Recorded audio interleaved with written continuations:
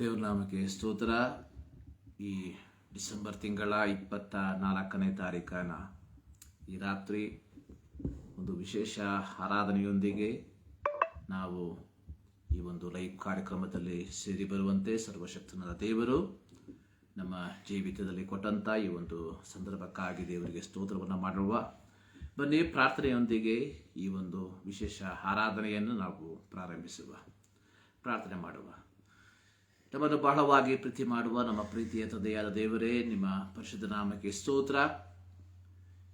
ಈ ರಾತ್ರಿಯ ಜಾವದಲ್ಲಿ ನಿಮ್ಮ ಸನ್ನಿಧಾನದಲ್ಲಿ ನಾವು ಸೇರಿ ಬರುವಂತೆ ದೇವರೇ, ಪ್ರತ್ಯೇಕವಾಗಿ ಇಂದು ಇಡೀ ಪ್ರಪಂಚ ನಿನ್ನ ಜನನದ ಕುರಿತಾಗಿ ಕರ್ತನೆ, ವಿವಿಧ ರೀತಿಯಲ್ಲಿ ಕರ್ತನೆ ಈ ಒಂದು ದಿನವನ್ನು ಆಚರಿಸುವುದಕ್ಕೆ ಸಿದ್ಧರಾಗಿ ತಮ್ಮನ್ನು ಸಿದ್ಧಪಡಿಸಿಕೊಂಡಿರುವಾಗ ಕರ್ತನೆ, ನಾವುಗಳು ಸಹ ನಿಮ್ಮ ಸನ್ನಿಧಾನದಲ್ಲಿ ನಿಮ್ಮನ್ನು ಸ್ತುತಿಸುವುದಕ್ಕೆ ನಮ್ಮ ಜೀವಿತದಲ್ಲಿ ಕೊಟ್ಟಂಥ ಅವಕಾಶಕ್ಕಾಗಿ ಸ್ತೋತ್ರ. ಈ ಆರಾಧನೆಯನ್ನು ಕರ್ತನೆ ನಾವು ತಂದೆ, ಮಗ, ಪವಿತ್ರಾತ್ಮನ ನಾಮದಲ್ಲಿ ಆರಂಭಿಸ್ತಾ ಇದ್ದೇವೆ.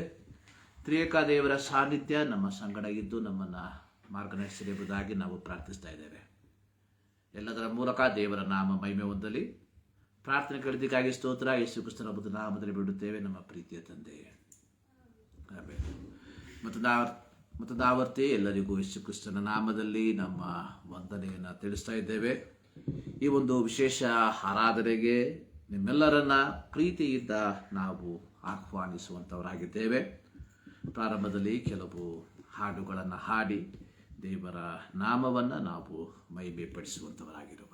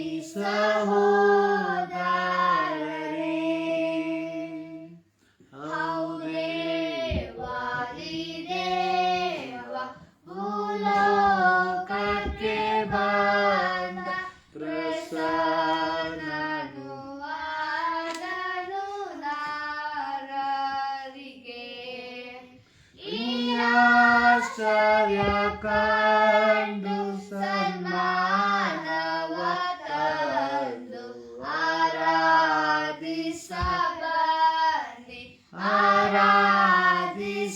ಬನ್ನಿ ಆರಾಧಿಸಬನ್ನಿ ಸಹೋದರರೇ. ಓ ದೂತರ ಸೈನ್ಯ ನಮ್ಮೊಂದಿಗೆ ಕೂಡ ಸುರಾಗವನೆತ್ತಿ ಸಂಭ್ರಮಿಸಿರಿ. ಈ ರಕ್ಷಕನನ್ನು ಈ ಭೂಪತಿಯನ್ನು ಆರಾಧನೆ ಮಾಡಿ ಆರಾಧನೆ ಮಾಡಿ ಆರಾಧನೆ ಮಾಡಿ ಶ್ರೇಷ್ಠಾತ್ಮಗಳೇ.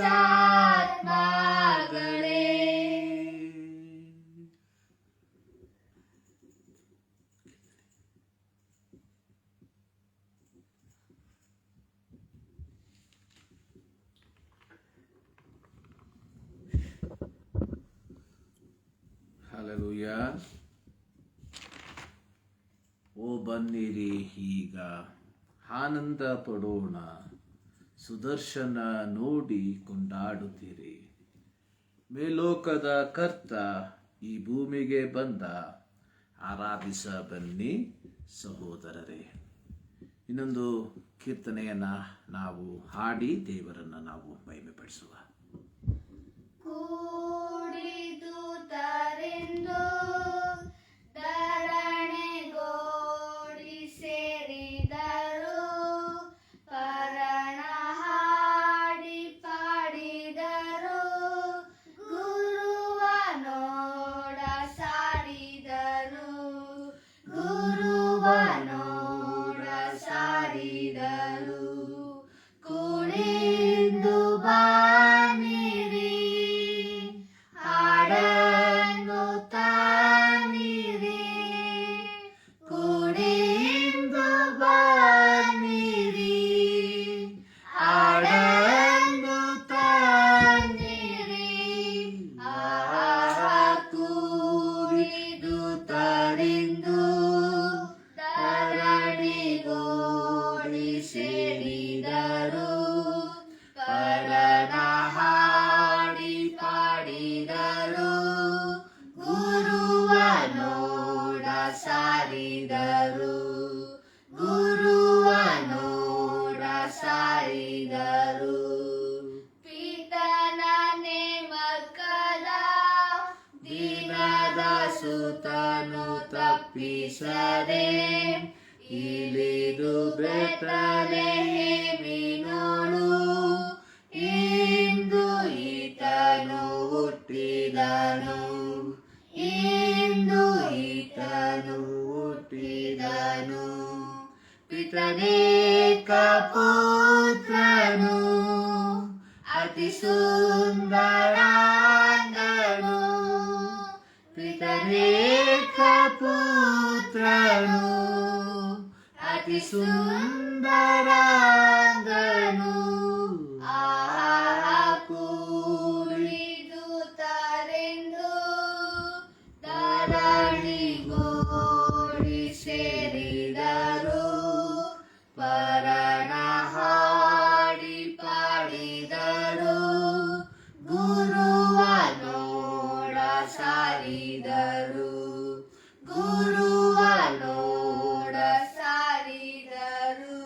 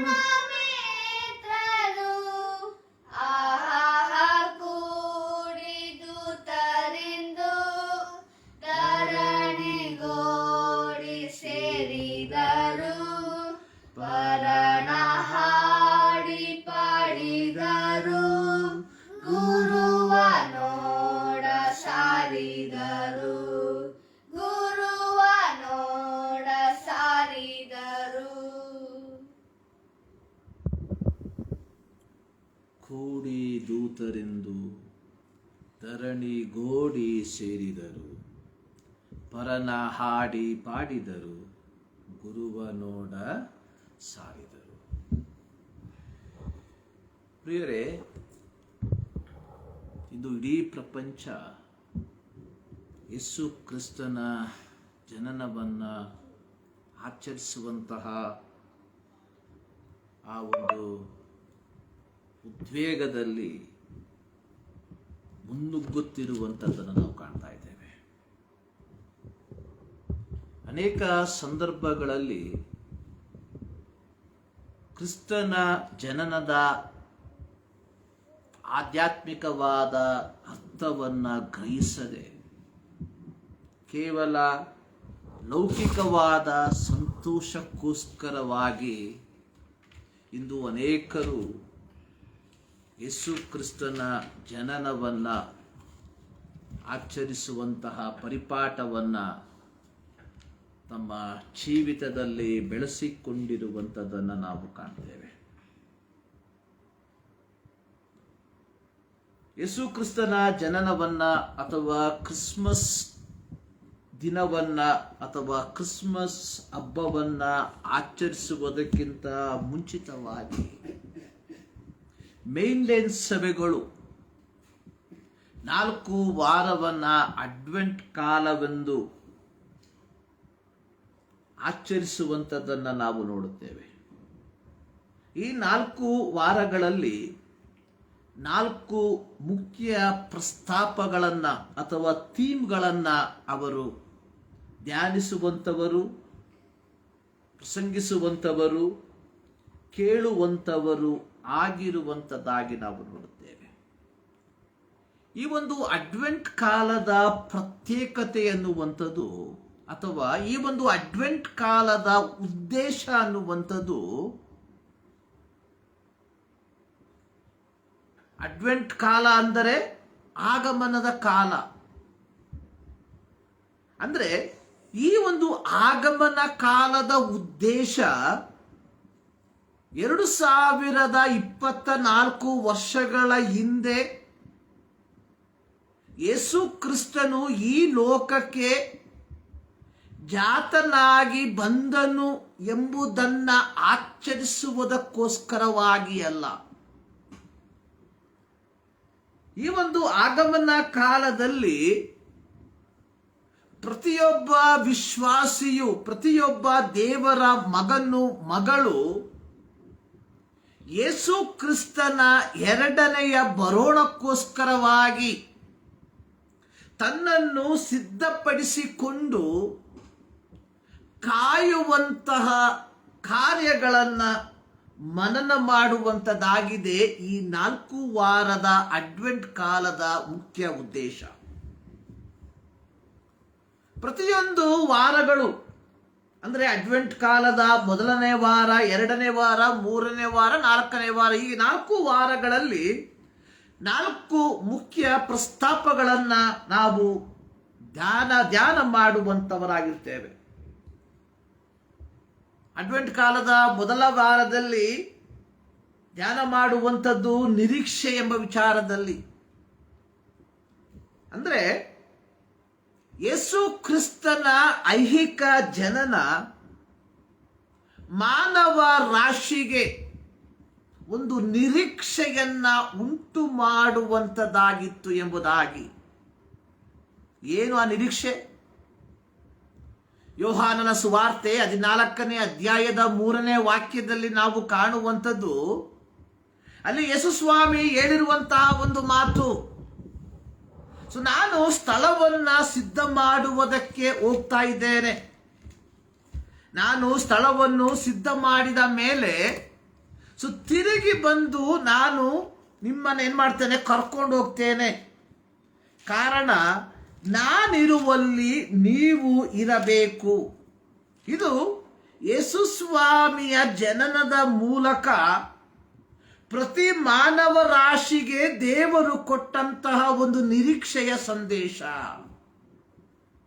ಏನು ಸಂದೇಶ? ನಿರೀಕ್ಷೆಯ ಸಂದೇಶ.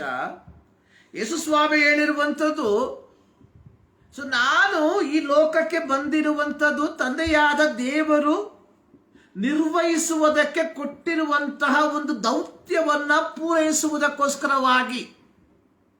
ಆ ದೌತ್ಯವನ್ನು ಪೂರೈಸಿದ ನಂತರವಾಗಿ ನಾನು ತಿರುಗಿ ಪರಲೋಕಕ್ಕೆ ತಂದೆಯ ಬಳಿಗೆ ಒಯ್ಯಲ್ಪಡ್ತೇನೆ. ತಂದೆಯ ಬಳಿಗೆ ಹೋದ ತರುವಾಯ ತಂದೆಯಾದ ದೇವರು ನಿಷ್ಕರ್ಷೆ ಮಾಡಿದಂತಹ ಸಮಯದಲ್ಲಿ ನಾನು ತಿರುಗಿ ಬರ್ತೇನೆ.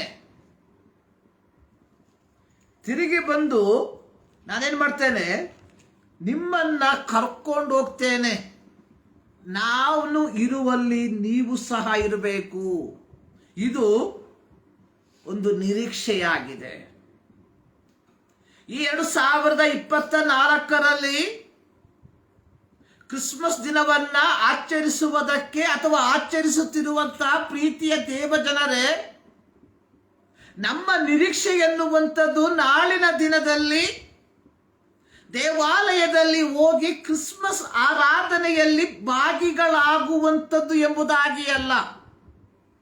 ಬದಲಾಗಿ 2024 ವರ್ಷಗಳ ಹಿಂದೆ ಮಾನವ ಕುಲದ ಪಾಪಗಳ ಪರಿಹಾರಕ್ಕೋಸ್ಕರವಾಗಿ ಜಾತನಾದಂತಹ ಯೇಸು ಕ್ರಿಸ್ತನ ರಕ್ತದ ಮೂಲಕ ಪಾಪ ಕ್ಷಮಾಪಣೆಯನ್ನು ಪಡೆದುಕೊಂಡಿರುವ ನಾವುಗಳು ಒಂದು ಪವಿತ್ರವಾದ ಜೀವಿತವನ್ನು ಜೀವಿಸಿ ಕರ್ತನ 2ನೆಯ ಬರೋಣದಲ್ಲಿ ಆತನ ಸಂಗಡ ಇರಬೇಕೆಂಬ ಆ ಒಂದು ಬಯಕೆಯಲ್ಲಿ ನಾವು ಜೀವಿಸುವಂತವರಾಗಿರಬೇಕು. ಇದು ಕ್ರಿಸ್ಮಸ್ ನಮಗೆ ಕೊಡುವಂತಹ ಮೊದಲನೆಯ ಸಂದೇಶ. 2ನೆಯ ಸಂದೇಶ ಅನ್ನುವಂಥದ್ದು ಸಮಾಧಾನ. ನೋಡಿ, ಮಾನವನು ಪಾಪ ಮಾಡಿದ್ದರ ಫಲವಾಗಿ ತಂದೆಯಾದ ದೇವರೊಂದಿಗೆ ಒಂದು ಅನ್ಯೋನ್ಯತೆಯನ್ನ ಕಳೆದುಕೊಂಡಿದ್ದ. ಆದರೆ ಯೇಸು ಸ್ವಾಮಿ ಈ ಲೋಕಕ್ಕೆ ಬಂದು ಮಾನವ ಕುಲದ ಪಾಪಗಳನ್ನು ತನ್ನ ಮೇಲೆ ಹೊತ್ತುಕೊಂಡು ಪಾಪಿಗಳಾದ ಮಾನವರನ್ನ ದೇವರೊಂದಿಗೆ ಸಂಧಾನಪಡಿಸಿದ. ಸೊ ಈ ಕ್ರಿಸ್ಮಸ್ ಕಾಲದಲ್ಲಿ ಇದನ್ನ ನಾವು ಮನನ ಮಾಡಿಕೊಳ್ಬೇಕು. ಹೂ ವಿ ಆರ್, ನಾವು ಯಾರಾಗಿದ್ದೆವು, ಈಗ ನಾವು ಯಾರಾಗಿದ್ದೇವೆ. ಯೋಹಾನನು ತನ್ನ ಪತ್ರಿಕೆಯಲ್ಲಿ ಬರೆದಿರುವಂಥದ್ದು, ಈಗ ನೀವು ದೇವರ ಮಕ್ಕಳಾಗಿದ್ದೀರಿ. ಅಂದ್ರೆ ಯೇಸು ಸ್ವಾಮಿಯನ್ನು ಅಂಗೀಕಾರ ಮಾಡಿ ದೀಕ್ಷಾಸ್ಥಾನದ ಮೂಲಕವಾಗಿ ಯೇಸು ಸ್ವಾಮಿಯನ್ನು ಅಂಗೀಕರಿಸಿರುವಂತ ನಾವುಗಳು ಈಗ ದೇವರ ಮಕ್ಕಳಾಗಿದ್ದೇವೆ. ಆದರೆ ಯೇಸುವನ್ನು ಅಂಗೀಕರಿಸುವುದಕ್ಕಿಂತ ಮುಂಚಿತವಾಗಿ ನಾವು ಯಾರಾಗಿದ್ದೆವು ಎಂಬುದನ್ನ ಅರ್ಥ ಮಾಡಿಕೊಳ್ಬೇಕು. ಈ ಒಂದು ಕ್ರಿಸ್ಮಸ್ ನಮಗೆ ಕೊಡುವಂತಹ 2ನೇ ಸಂದೇಶ ಸಮಾಧಾನ. ಸೊ 3ನೇದು ಪ್ರೀತಿ, ಲವ್. ಯೋಹಾನ 3:16, god so love the world, ದೇವರು ಲೋಕದ ಮೇಲೆ ಎಷ್ಟೋ ಪ್ರೀತಿಯನ್ನಿಟ್ಟ. ಆ ದೇವರ ಪ್ರೀತಿಯ ಫಲವಾಗಿ ಇವತ್ತು ನಾವು ದೇವರ ಮಕ್ಕಳಾಗಿ ಮಾರ್ಪಟ್ಟಿರುವಾಗ, ಪ್ರಿಯರೇ, ಈ ದೇವರ ಪ್ರೀತಿಯನ್ನ ಅರಿಯದೆ ಪಾಪದಲ್ಲಿ ಜೀವಿಸುವಂತಹ ಅನೇಕ ಜನರು ನಮ್ಮ ಸುತ್ತಮುತ್ತಲೂ ಇರುವಾಗ ಈ ದೇವರ ಪ್ರೀತಿಯನ್ನ ಅವರಿಗೂ ತಲುಪಿಸುವಂತಹ ಜವಾಬ್ದಾರಿ ನಮ್ಮ ಮೇಲೆ ಇದೆ ಎಂಬುದನ್ನು ನಾವು ಮರಿಬಾರದು. ಯೇಸು ತನ್ನ ದೌತ್ಯವನ್ನ ಪೂರೈಸಿ ತಂದೆಯ ಬಳಿಗೆ ಹೋಗುವುದಕ್ಕಿಂತ ಮುಂಚಿತವಾಗಿ ತನ್ನ ಶಿಷ್ಯರಿಗೆ ಹೇಳಿದಂಥದ್ದು, ಸೊ ನೀವೇನ್ ಮಾಡಬೇಕು, ಗೋ ಅಂಡ್ ಪ್ರೀಚ್, ನೀವು ಹೋಗಿ ಸುವಾರ್ತೆಯನ್ನು ಸಾರಬೇಕು. 2024ರಲ್ಲಿ ಕ್ರಿಸ್ಮಸ್ ಆರಾಧನೆಗೆ ಅಥವಾ ಕ್ರಿಸ್ಮಸ್ ಹಬ್ಬಕ್ಕೆ ನಮ್ಮನ್ನು ನಾವೇ ಸಿದ್ಧಪಡಿಸಿಕೊಂಡಿರುವಾಗ ಈ ದೇವರ ಪ್ರೀತಿಯನ್ನ ಇತರರಿಗೆ ನಾವು ಸಾರುವಂತವರಾಗಿದ್ದೇವಾ ಎಂಬ ಒಂದು ಪ್ರಶ್ನೆಯನ್ನ ನಮಗೆ ನಾವು ಕೇಳ್ಕೊಳ್ಬೇಕು. ಸೊ 4ನೇದಾಗಿ ಸಂತೋಷ. ಏನು ಸಂತೋಷ? ನೋಡಿ, ದೇವದೂತನು ಮರಿಯಳ ಬಳಿಗೆ ಬಂದು ಈ ಒಂದು ಸದ್ವರ್ತಮಾನವನ್ನ ಹೇಳಿದಂತಹ ಸಂದರ್ಭದಲ್ಲಿ ಪ್ರಾರಂಭದಲ್ಲಿ ಮರಿಯಳು ಅಲ್ಪ ಮಟ್ಟಿಗೆ ಗಾಬರಿಯಾದಾಗ್ಯೂ ತದನಂತರ ಆಕೆ ಏನ್ ಮಾಡ್ತಾ ಇದ್ದಾಳೆ? ಸಂತೋಷವನ್ನ ಪಟ್ಲು. ಯಾಕೆಂದ್ರೆ ಅಲ್ಲಿ ದೂತನು ಹೇಳುವಂಥದ್ದು ದೇವರ ದಯೆ ಹೊಂದಿದವಳೆ, ದೇವರ ದಯೆ ಹೊಂದಿದವಳೆ, ಸಂತೋಷ ಪಡು. ಪ್ರಿಯರೇ, 2024 ಕ್ರಿಸ್ಮಸ್ ಕಾಲದಲ್ಲಿ ನಾವು ಸಂತೋಷ ಪಡುವುದಕ್ಕೆ ಇರುವಂತಹ ಏಕೈಕ ಕಾರಣ, ನಾನು ನನ್ನ ಮನೆಯನ್ನ, ನನ್ನ ದೇವಾಲಯವನ್ನ ಅಲಂಕರಿಸಿಕೊಂಡಿದ್ದೇನೆ ಎಂಬುದಕ್ಕೋಸ್ಕರವಾಗಿ ಅಲ್ಲ, ಬದಲಾಗಿ ದೇವರ ದಯೆ ನಮ್ಮ ಮೇಲೆ ಇದ್ದದರ ಫಲವಾಗಿ ನಾವು ದೇವರ ಮಕ್ಕಳಾಗಿದ್ದೇವೆ. ದೇವರ ಮಕ್ಕಳಾಗಿದ್ದೇವೆ ಎಂಬ ಆ ಒಂದು ಕಾರ್ಯ ಅಥವಾ ಆ ಒಂದು ವಿಚಾರ ನಮಗೆ ಸಂತೋಷವನ್ನ, ಉಲ್ಲಾಸವನ್ನ ತರುವಂತದಾಗಿರಬೇಕು. ಇದು ಅನೇಕರು ಅನೇಕ ವಿಧಗಳಲ್ಲಿ ಸಂತೋಷಿಸುವಂಥದ್ದನ್ನು ನಾವು ಕಾಣ್ತೇವೆ. ಪ್ರತ್ಯೇಕವಾಗಿ ಇಂದು ಮತ್ತು ನಾಳೆ ದಿನಗಳಲ್ಲಿ ಕೆಲವು ವ್ಯಕ್ತಿಗಳು ವಿವಿಧ ದೇವಾಲಯಗಳನ್ನು ಸಂದರ್ಶಿಸಿ ಅಲ್ಲಿರುವಂತಹ ಅಲಂಕಾರಗಳನ್ನು ನೋಡಿ ಸಂತೋಷ ಪಡುವಂತವರಾಗಿರ್ತಾರೆ.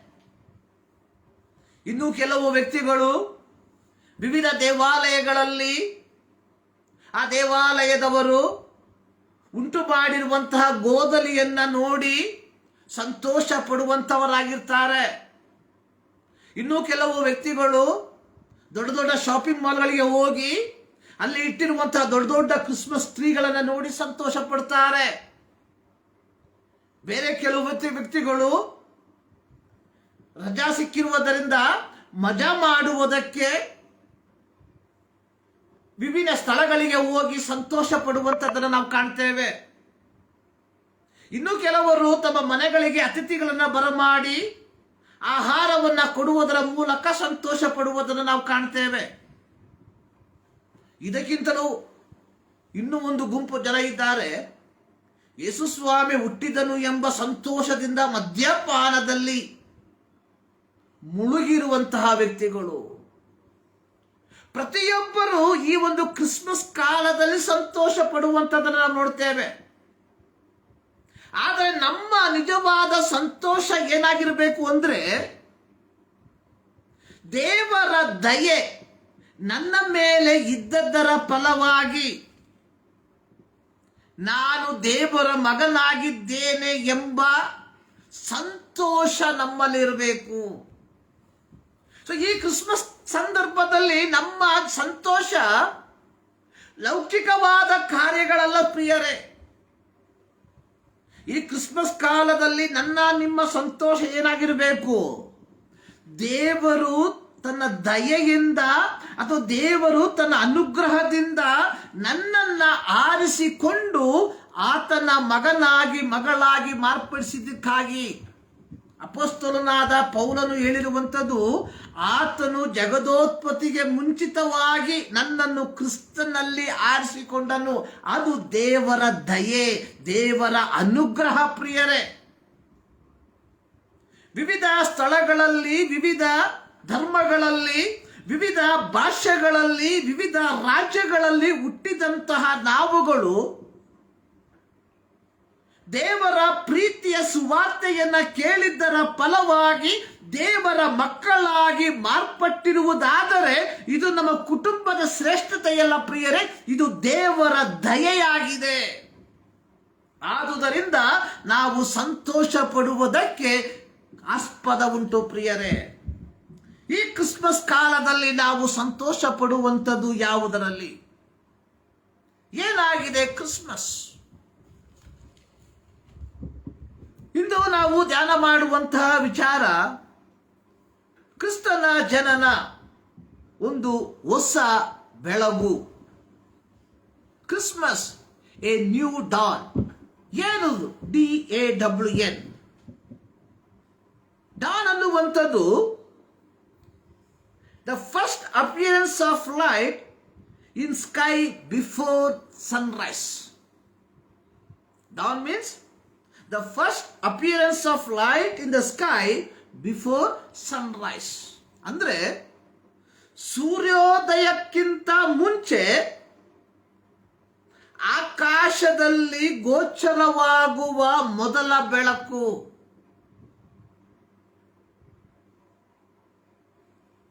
ಸೊ ನಾನು ಒಂದು ಕೊಟೇಶನ್ ಅನ್ನು ಈ ರೀತಿ ಓದಿದ್ದೇನೆ. C, one of the beautiful things is A light. ಪ್ರಪಂಚದಲ್ಲಿ ಅತ್ಯಮೂಲ್ಯವಾದಂತಹ ಒಂದು ವಸ್ತು ಇದ್ರೆ ಅದೇನಾಗಿದೆ? ಬೆಳಕು. ಕ್ರಿಸ್ತನ ಜನನ ಅದಕ್ಕಿಂತಲೂ ಶ್ರೇಷ್ಠ ಪ್ರಿಯರೇ. ನೋಡಿ, ಯಾತಕ್ಕೋಸ್ಕರವಾಗಿ ಯೇಸು ಸ್ವಾಮಿ ಲೋಕಕ್ಕೆ ಜನಿಸಿ ಬಂದ? ಸೊ ವೆನ್ ವಿ ರೀಡ್, ನಾವು ಆದಿಕಾಂಡ ಪುಸ್ತಕವನ್ನ ನಾವು ಕಲಿಯುವಂತಹ ಸಂದರ್ಭದಲ್ಲಿ ಅಲ್ಲಿ ನಾವು ಕಾಣುವಂಥದ್ದು, in the beginning God created, ಆದಿಯಲ್ಲಿ ದೇವರು ಆಕಾಶವನ್ನ ಭೂಮಿಯನ್ನ ಉಂಟು ಮಾಡ್ದ. ಎರಡನೇ ಅಧ್ಯಾಯಕ್ಕೆ ನಾವು ಕಾಲಿಡುವಂತಹ ಸಂದರ್ಭದಲ್ಲಿ ಅಥವಾ ಎರಡನೇ ಅಧ್ಯಾಯವನ್ನ ನಾವು ಓದುವಂತಹ ಸಂದರ್ಭದಲ್ಲಿ ದೇವರು ಮನುಷ್ಯನನ್ನ ಸೃಷ್ಟಿ ಮಾಡ್ದ. ಅದು ಮಾತ್ರವಲ್ಲದೆ ಮನುಷ್ಯನಿಗೋಸ್ಕರವಾಗಿ ಒಂದು ಪ್ರತ್ಯೇಕವಾದ ಒಂದು ತೋಟವನ್ನ, ಏದೇನ್ ತೋಟವನ್ನ ದೇವರು ಸೃಷ್ಟಿ ಮಾಡ್ದ. ಅದು ಮಾತ್ರವಲ್ಲದೆ ದೇವರು ಮನುಷ್ಯನಿಗೆ ಅವನ ಆಹಾರಕ್ಕೆ ಬೇಕಾದಂತಹ ಎಲ್ಲ ರೀತಿಯ ಹಣ್ಣಿನ ಮರಗಳನ್ನ ಆ ತೋಟದಲ್ಲಿ ಉಂಟು ಮಾಡ್ದ. ಸೊ ಹೀಗೆ ಉಂಟು ಮಾಡಿದಂತಹ ದೇವರು ಆ ತೋಟದ ಮಧ್ಯದಲ್ಲಿ ಜೀವದಾಯಕ ವೃಕ್ಷವನ್ನು ಮತ್ತು ಒಳ್ಳೆದರ ಕೆಟ್ಟದ್ದರ ಅರುಗನ್ನು ಹುಟ್ಟಿಸುವ ವೃಕ್ಷವನ್ನು ಬೆಳೆಸಿದ. ಸೊ ದೇವರು ಮನುಷ್ಯನಿಗೆ, ನೀನು ಈ ತೋಟದಲ್ಲಿರುವ ಎಲ್ಲ ಮರದ ಹಣ್ಣನ್ನು ತಿನ್ನಬಹುದು, ಆದರೆ ತೋಟದ ಮಧ್ಯದಲ್ಲಿರುವ ಮರದ ಹಣ್ಣನ್ನು ನೀನು ತಿನ್ನಬಾರದು ಎಂದು ಹೇಳ್ದ. ಹೀಗೆ ಕಾಲಗಳು, ದಿನಗಳು, ವಾರಗಳು ಕಳೆದು ಹೋಗ್ತಾ ಇತ್ತು. ಒನ್ ಫೈನ್ ಡೇ, ಒಂದು ದಿನ ಹವ್ವಳು ತೋಟದಲ್ಲಿ ಇರುವಂತಹ ಸಂದರ್ಭದಲ್ಲಿ ಸೈತಾನನು ತೋಟವನ್ನ ಪ್ರವೇಶ ಮಾಡ್ದ, ಹಾವಿನ ರೂಪದಲ್ಲಿ. ತೋಟವನ್ನ ಪ್ರವೇಶ ಮಾಡಿದಂತಹ ಸೈತಾನನು ತನ್ನ ನಯ ನುಡಿಗಳಿಂದ ಅವ್ವಳನ್ನ ವಂಚನೆಗೊಳಿಸ್ತಾ, ಇದರ ಫಲವಾಗಿ ಅವ್ವಳು ದೇವರು ತಿನ್ನಬಾರದೆಂದು ಹೇಳಿದ ಮರದ ಹಣ್ಣನ್ನ ತಿಂದಳು. ಅದು ಮಾತ್ರವಲ್ಲದೆ ತನ್ನೊಂದಿಗಿದ್ದ ಗಂಡನಿಗೂ ಕೊಡಲು ಅವನು ತಿಂದನು. ಸೊ ಯಾವಾಗ ದೇವರ ಮಾತನ್ನ ಮೀರಿದ್ರು, ಅವರು ದೇವರೊಂದಿಗಿದ್ದಂತಹ ಸಂಪರ್ಕವನ್ನ ಕಳಕೊಂಡ್ರು. ಸೊ ದೇ ಬಿಕಮ್ ನೇಕೆಡ್, ಅವರು ಬೆತ್ತಲಾದ್ರು. ತರುವಾಯ ದೇವರು ತೋಟದೊಳಗೆ ಇಳಿದು ಬರುವಂಥದ್ದನ್ನು ನಾವು ನೋಡ್ತೇವೆ, ಮನುಷ್ಯನನ್ನ ಕರೆಯುವಂಥದ್ದನ್ನು ನಾವು ನೋಡ್ತೇವೆ. ಆಗ ಮನುಷ್ಯ ಹೇಳ್ತಾನೆ, so this is what happen. ನಡೆದಂತಹ ಕಾರ್ಯಗಳನ್ನ ಆತ ವಿವರಿಸಿ ಹೇಳ್ದ. ಆಗ ದೇವರು ಹೇಳಿದಂತಹ ಒಂದು ಮಾತು, ಆದಿಕಾಂಡ 3ನೇ ಅಧ್ಯಾಯ 15ನೇ ವಾಕ್ಯ, ಜೆನೆಸಿಸ್ 3:15, ಈಕೆಯ ಸಂತಾನವು ನಿನ್ನ ತಲೆಯನ್ನ ಚಜ್ಜುವುದು. ಯೇಸು ಕ್ರಿಸ್ತನ ಜನನದ ಕುರಿತಾಗಿರುವ ಮೊದಲನೆಯ ಪ್ರವಾದನೆಯು ಯೆಹೋವನು ತಾನೇ ಆದಿಕಾಂಡ 3ನೇ ಅಧ್ಯಾಯದ 15ನೇ ವಾಕ್ಯದಲ್ಲಿ ನುಡಿದಿರುವಂಥದ್ದನ್ನು ನಾವು ಕಾಣ್ತೇವೆ. ಸೊ ಹೀಗೆ ಯೇಸು ಕ್ರಿಸ್ತನ ಜನನದ ಕುರಿತಾದಂತಹ ಕಾರ್ಯಗಳು.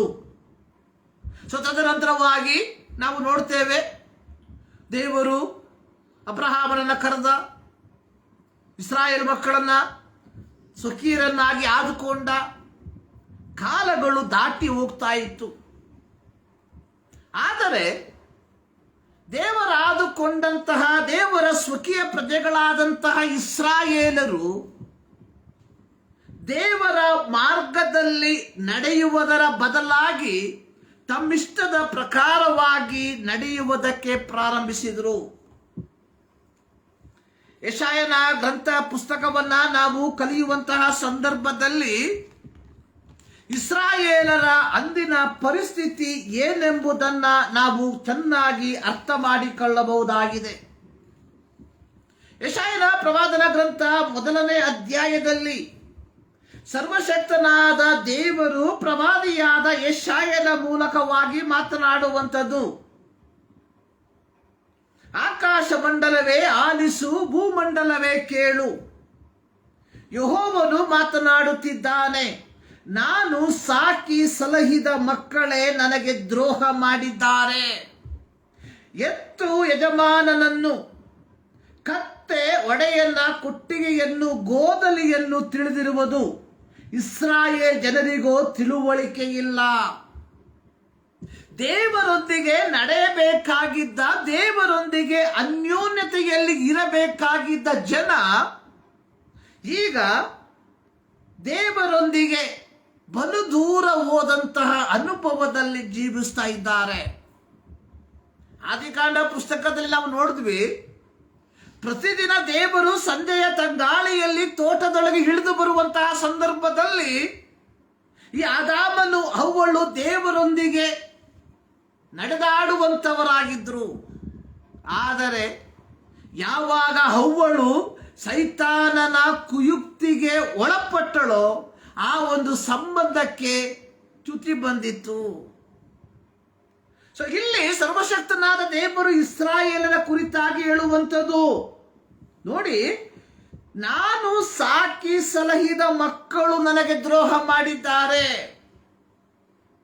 ದೇವರು ಅಬ್ರಹಾಮನ ಮೂಲಕ ತನಗೋಸ್ಕರವಾಗಿ ಒಂದು ಸ್ವಕೀಯ ಪ್ರಜೆಗಳನ್ನ ಆರಿಸಿಕೊಂಡು ಅವರಿಗೆ ಧರ್ಮಶಾಸ್ತ್ರವನ್ನು ಕೊಟ್ಟು, ಈ ಧರ್ಮಶಾಸ್ತ್ರದ ಅನುಸಾರವಾಗಿ ನೀವು ಬದುಕಬೇಕೆಂಬ ನಿಯಮಗಳನ್ನು ಕೊಟ್ಟಿರಲಾಗಿ ಈ ಇಸ್ರಾಯೇಲರು ದೇವರ ನಿಯಮಗಳನ್ನು ಗಾಳಿಗೆ ತೂರಿ ತಮ್ಮಿಷ್ಟದ ಪ್ರಕಾರವಾಗಿ ಬದುಕುವಂತವರಾಗಿ ಮಾರ್ಪಟ್ಟಾಗ ಸರ್ವಶಕ್ತನಾದ ದೇವರು ಹೇಳುವಂಥದ್ದು, ನಾನು ಸಾಕಿ ಸಲಹಿದ ಮಕ್ಕಳು ನನಗೆ ದ್ರೋಹ ಮಾಡಿದ್ದಾರೆ. ಅಲ್ಲಿ ಹೇಳುವಂಥದ್ದು, ಎತ್ತು ಯಜಮಾನನನ್ನು, ಕತ್ತೆ ಒಡೆಯನ, ಗೋದಲಿಯನ್ನು, ಕೊಟ್ಟಿಗೆಯನ್ನು ತಿಳಿದಿರುವುದು. ಇಸ್ರಾಯೇಲ್ ಜನರಿಗೆ ತಿಳುವಳಿಕೆ ಇಲ್ಲ.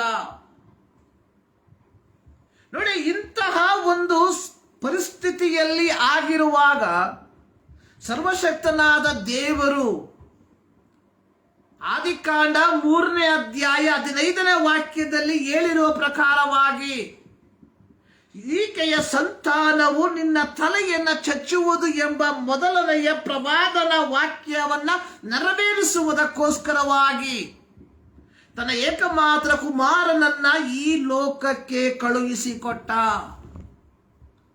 ಯೆಶಾಯನ ಪ್ರವಾದನ ಗ್ರಂಥ 9ನೇ ಅಧ್ಯಾಯವನ್ನ ನಾವು ಕಲಿಯುವಂತಹ ಸಂದರ್ಭದಲ್ಲಿ ಅಲ್ಲಿ ನಾವು ಕಾಣುವಂಥದ್ದು, ಆದರೆ ಸಂಕಟಪಟ್ಟ ದೇಶಕ್ಕೆ ಅಂಧಕಾರವೇನಿಲ್ಲ. ಪೂರ್ವ ಕಾಲದಲ್ಲಿ ಜೆಬುಲೋನ್ ಮತ್ತು ನೆಫ್ತಾಲಿ ಸೀಮೆಗಳು ಆತನು ಅವಮಾನಕ್ಕೆ ಗುರಿ ಮಾಡಿದನು. ನಂತರವಾಗಿ ಕತ್ತಲಲ್ಲಿ ಸಂಚರಿಸಿದ ಜನರಿಗೆ ದೊಡ್ಡ ಬೆಳಕು ಕಾಣಿಸಿತು, ಕಾರ್ಗತ್ತಲಾದ ದೇಶದಲ್ಲಿದ್ದವರಿಗೆ ಪ್ರಕಾಶವು ಹೊಳೆಯಿತು. ಯೆಶಾಯನ ಪ್ರವಾದನ ಗ್ರಂಥ 9ನೇ ಅಧ್ಯಾಯದ 6ನೇ ವಾಕ್ಯದಲ್ಲಿ ನಾವು ನೋಡುವಂಥದ್ದು, ಒಂದು ಮಗು ನಮಗಾಗಿ ಹುಟ್ಟಿದೆಯಷ್ಟೇ, ವರದ ಮಗನು ನಮಗೆ ದೊರೆತನು, ಆಡಳಿತವು ಅವನ ಬಾಹುವಿನ ಮೇಲಿರುವುದು. ಅದ್ಭುತ ಸ್ವರೂಪನು, ಆಲೋಚನಾ ಕರ್ತನು, ಪರಾಕ್ರಮಿಯಾದ ದೇವರು, ನಿತ್ಯನಾದ ತಂದೆ, ಸಮಾಧಾನ ಪ್ರಭು ಎಂಬುವು ಅವನ ಹೆಸರು. ಅವನ ಮುಖಾಂತರ ದಾವೀದನ ಸಿಂಹಾಸನದ ಆಡಳಿತವು ಅಭಿವೃದ್ಧಿಯಾಗುವುದು. ನೋಡಿ, ಸರ್ವಶಕ್ತನಾದ ದೇವರು ಇಸ್ರಾಯೇಲರನ್ನು ಐಗುಪ್ತದಿಂದ ಬರಮಾಡಿ ನ್ಯಾಯಸ್ಥಾಪಕರ ಆಳ್ವಿಕೆಯಲ್ಲಿ ಅಥವಾ ನ್ಯಾಯಸ್ಥಾಪಕರ ಮೂಲಕವಾಗಿ ಅವರನ್ನು ಆಳ್ವಿಕೆ ಮಾಡುವಂತಹ ಸಂದರ್ಭದಲ್ಲಿ ಇಸ್ರಾಯೇಲರು ಹೇಳಿದ್ರು, ನಮಗೆ ಅರಸನು ಬೇಕು ಎಂಬುದಾಗಿ ದೇವರು ಅವರಿಗೆ ಅರಸನನ್ನ ಕೊಟ್ಟ. ಮೊದಲನೇ ಅರಸನ ಹೆಸರು ಸೌಲ. ಅವನು ದೇವರ ಮಾತಿಗೆ ಅವಿಧೇಯನಾದದರ ಫಲವಾಗಿ ಅವನ ಬದಲಾಗಿ ದಾವೀದನನ್ನ ದೇವರು ಅವರಿಗೆ ಅರಸನಾಗಿ ಕೊಟ್ಟ. ಸೊ ಅಲ್ಲಿಂದ ಪ್ರಾರಂಭವಾಗಿ ಹಿಸ್ಕೀಯನ ತನಕ ಅನೇಕ ಅರಸರುಗಳು ಬಂದರು. ಆದರೆ ಇವರು ಯಾರು ಯೆಹೋವನ ಮಾರ್ಗದಲ್ಲಿ ನಡೆಯಲಿಲ್ಲ. ಆದರೆ ಸರ್ವಶಕ್ತನಾದ ದೇವರು ದಾವೀದನಿಗೆ ಹೇಳಿದಂಥದ್ದು, ನಾನು ನಿನ್ನ ಸಿಂಹಾಸನವನ್ನು ಸ್ಥಿರಪಡಿಸ್ತೇನೆ.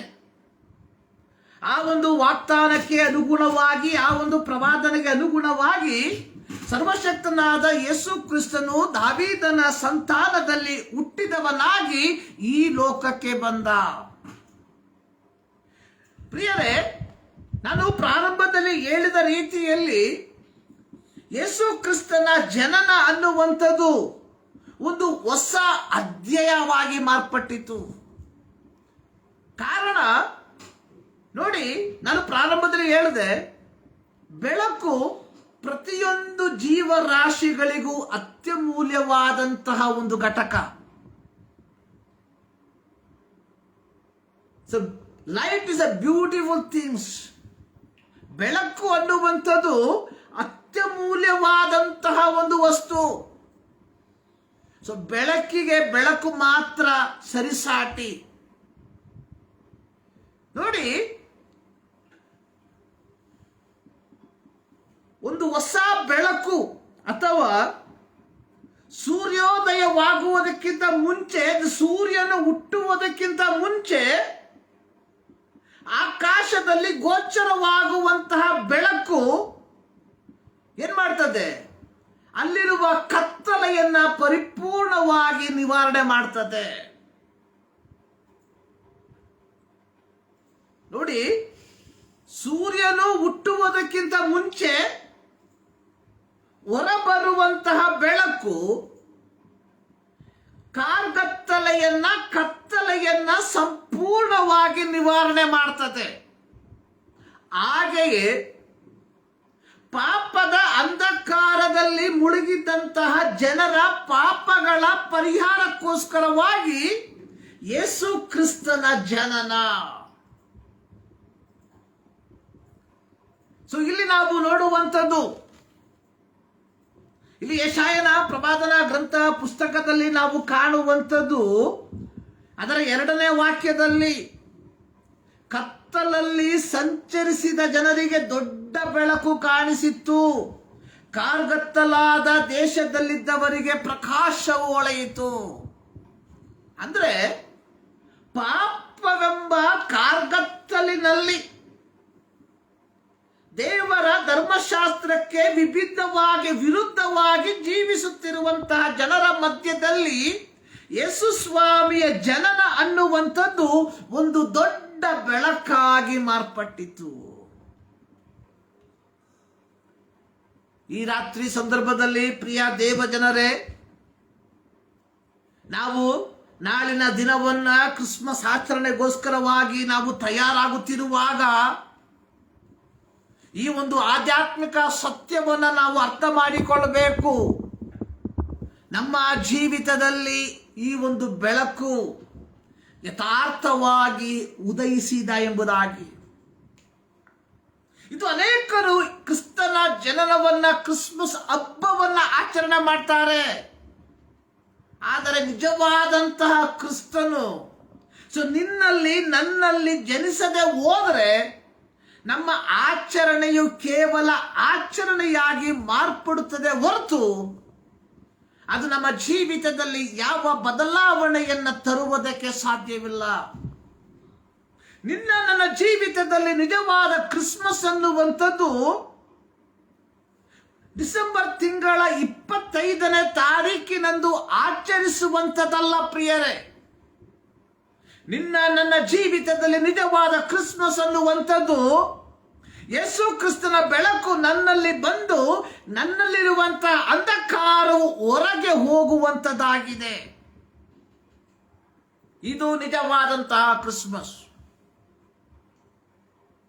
ಲೋಕವು ಆಚರಿಸುವಂತಹ ರೀತಿಯಲ್ಲಿ, ಲೋಕವು ಸಂಭ್ರಮಿಸುವಂತಹ ರೀತಿಯಲ್ಲಿ ನಾವು ಸಂಭ್ರಮಿಸುತ್ತಿರುವಾಗ, ನಾವು ಆಚರಿಸುತ್ತಿರುವಾಗ ನಾವು ಕೇಳಿಕೊಳ್ಳಬೇಕಾದಂತಹ ಒಂದು ಪ್ರಶ್ನೆ, ನನ್ನಲ್ಲಿರುವಂತಹ ಪಾಪದ ಕಾರ್ಗತ್ತಲು ನನ್ನಿಂದ ದೂರ ಹೋಗಿದ್ದೀಯಾ? ನೋಡಿ, ಜೆಬುಲೋನ್ ಮತ್ತು ನಫ್ತಾಲಿ ಸೀಮೆಯ ಕುರಿತಾಗಿ, ಯೋರ್ದಾನ್ ಆಚೆಯ ಸೀಮೆಯ ಕುರಿತಾಗಿರುವಂತಹ ಜನರಿಗೆ, ಅನ್ಯ ಜನರಿರುವಂತಹ ಜನರಿಗೆ ಹೇಳುವಂಥದ್ದು, ಯೇಸು ಕ್ರಿಸ್ತನ ಜನನ ಇವರಿಗೆ, ಯಾರಿಗೆ? ಜೆಬುಲೋನ್ ಮತ್ತು ನಫ್ತಾಲಿ ಮತ್ತು ಯೋರ್ದಾನಿನ ಆಚೆ ಸೀಮೆ, ಸಮುದ್ರದ ಕಡೆಗಿರುವ ಸೀಮೆ, ಅನ್ಯ ಜನಗಳಿರುವ ಗಲಿಲಾಯ ಸೀಮೆ, ಈ ಪ್ರಾಂತಗಳಲ್ಲಿ ಏನಾಗ್ತಿದೆ?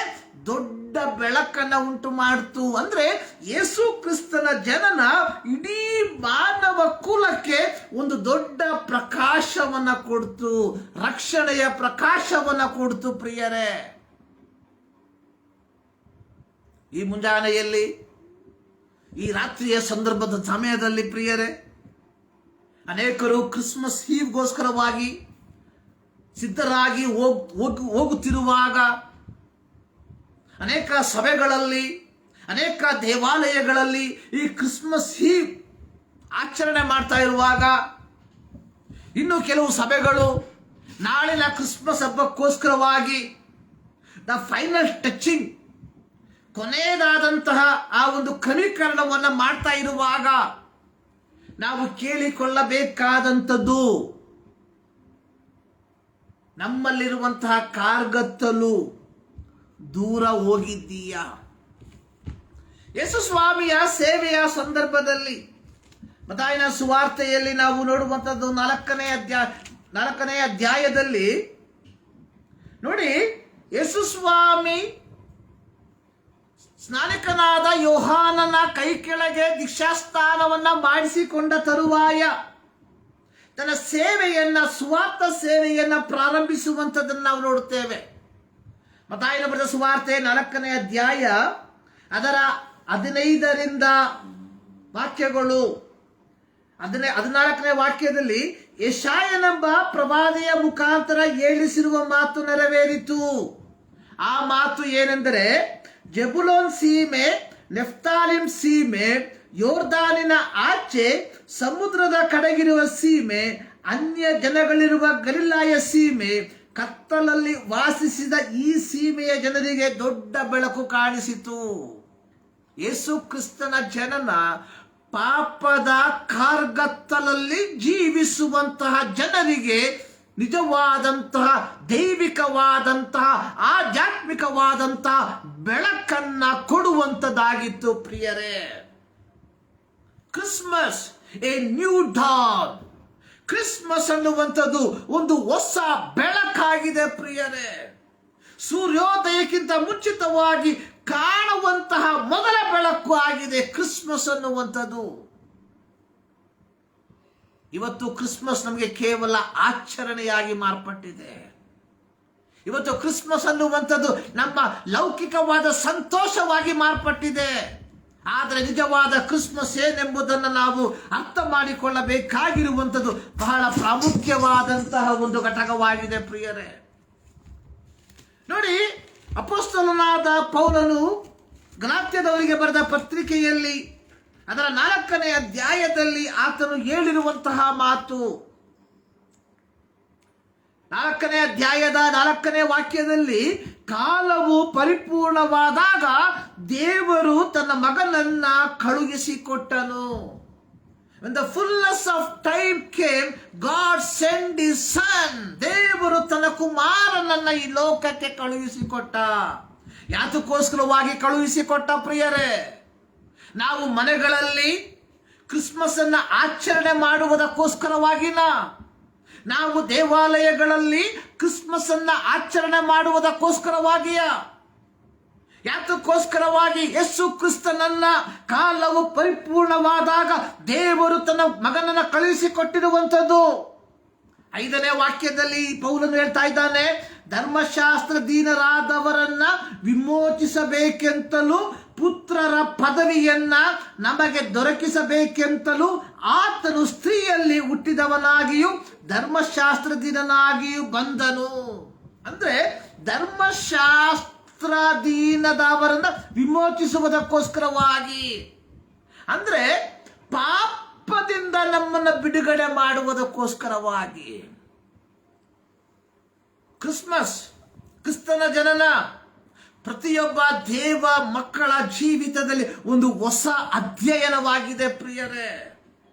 ಸೂರ್ಯೋದಯಕ್ಕಿಂತ ಮುಂಚಿತವಾಗಿ, ಸೂರ್ಯನು ಹುಟ್ಟುವುದಕ್ಕಿಂತ ಮುಂಚಿತವಾಗಿ ಆಕಾಶದಲ್ಲಿ ಕಾಣುವ ಪ್ರಕಾಶ ಯಾವ ರೀತಿಯಾಗಿ ಆ ಕತ್ತಲೆಯನ್ನು ಹೋಗಲಾಡಿಸ್ತದೋ ಅದೇ ರೀತಿಯಾಗಿ ಯೇಸು ಕ್ರಿಸ್ತನ ಜನನ ನಮ್ಮಲ್ಲಿರುವ ಪಾಪದ ಕತ್ತಲೆಯನ್ನು ಹೋಗಲಾಡಿಸುವಂಥದ್ದು ಮಾತ್ರ ಪ್ರಿಯರೇ. ಆದರೆ ಇವತ್ತು ನಾವು ಸೂರ್ಯೋದಯವನ್ನ ಕಾಣದೆ ಕೇವಲ ಈ ಒಂದು ಮೊದಲು ಕಾಣುವಂತ ಬೆಳಕಿನಲ್ಲಿ ಇದ್ದೇವೆ. 2024ಕ್ಕೆ ನಾವು ಕಾಲಿಟ್ಟಿರುವಾಗ ಪ್ರಿಯರೇ, ಈಗಲೂ ನಾವು ಕ್ರಿಸ್ತನ ಐಹಿಕ ಜನನವನ್ನ ಆಚರಿಸುವಂತವರಾಗಿದ್ದೇವೆ. ನಾನು ಪ್ರಾರಂಭದಲ್ಲಿ ಹೇಳಿದೆ, ಮೇನ್ಲೈನ್ ಸಭೆಗಳು, CSI ಸಭೆಗಳು, ಮೆಥಡಿಸ್ಟ್ ಸಭೆಗಳು, ಕ್ಯಾಥಲಿಕ್ ಸಭೆಗಳು ಕ್ರಿಸ್ಮಸ್ ಆಚರಣೆಗಿಂತ ಮುಂಚಿತವಾಗಿ 4 ವಾರಗಳನ್ನ ಅಡ್ವೆಂಟ್ ಕಾಲವಾಗಿ ಆಚರಣೆ ಮಾಡ್ತಾರೆ. ಪ್ರತಿಯೊಂದು ಅಡ್ವೆಂಟ್ ಕಾಲಗಳು ಒಂದೊಂದು ಸಂದೇಶವನ್ನು ಕೊಡ್ತದೆ. ಮೊದಲನೆಯ ಸಂದೇಶ ನಿರೀಕ್ಷೆಯ ಸಂದೇಶ. ಯಾವ ನಿರೀಕ್ಷೆ? ಯೇಸು ಸ್ವಾಮಿಯ 2ನೇ ಬರೋಣದಲ್ಲಿ ನಾವು ಕಾಣಲ್ಪಡ್ತೇವೆ. ಯಾವಾಗ? ಒಂದು ಪವಿತ್ರವಾದ ಜೀವಿತವನ್ನು ಜೀವಿಸುವಾಗ. ಆ ನಿರೀಕ್ಷೆಯಲ್ಲಿ ನಾವು ಜೀವಿಸ್ತಾ ಇದ್ದೇವ. ಈಗಲೂ ನಾವು 2024 ವರ್ಷಗಳ ಹಿಂದೆ ಎಲ್ಲಿ ಬೆತಲೆಹೇಮಿನಲ್ಲಿ ಜನಿಸಿದಂತಹ ಯೇಸುವಿನ ಜನನವನ್ನ ಇಂದು ನಾವು ಮನನ ಮಾಡ್ತಾ ಇದ್ದೇವೆ. ಸೊ ಇದನ್ನ ಮನನ ಮಾಡಬೇಕಾಗಿರುವಂಥದ್ದು ಕೃತಜ್ಞತೆಯಿಂದ ಪ್ರಿಯರೇ. ಏನಂದ್ರೆ 2024 ವರ್ಷಗಳ ಹಿಂದೆ ಮಾನವ ಕುಲದ ಪಾಪಗಳ ಪರಿಹಾರಕ್ಕೋಸ್ಕರವಾಗಿ ಯೇಸು ಸ್ವಾಮಿ ಲೋಕಕ್ಕೆ ಬಂದದರ ಫಲವಾಗಿ ಇಂದು ನಾನು ನಿರೀಕ್ಷೆಯಲ್ಲಿ ಯೇಸು ಕ್ರಿಸ್ತನ 2ನೇ ಬರೋಣದಲ್ಲಿ ಕಾಣಲ್ಪಡ್ತೇನೆ ಎಂಬ ನಿರೀಕ್ಷೆಯಲ್ಲಿ ನಾನು ಜೀವಿಸ್ತಾ ಇದ್ದೇನೆ. ಅದು ನಮಗಿರ್ಬೇಕು ಪ್ರಿಯರೇ. ಆ ಒಂದು ನಿರೀಕ್ಷೆ ನಮ್ಮಲ್ಲಿ ಇದೆಯಾ? ಯೋಚನೆ ಮಾಡಿ ಪ್ರಿಯರೇ. So we are celebrating Christmas. We are celebrating Christmas. ಯಾತಕ್ಕೋಸ್ಕರವಾಗಿ?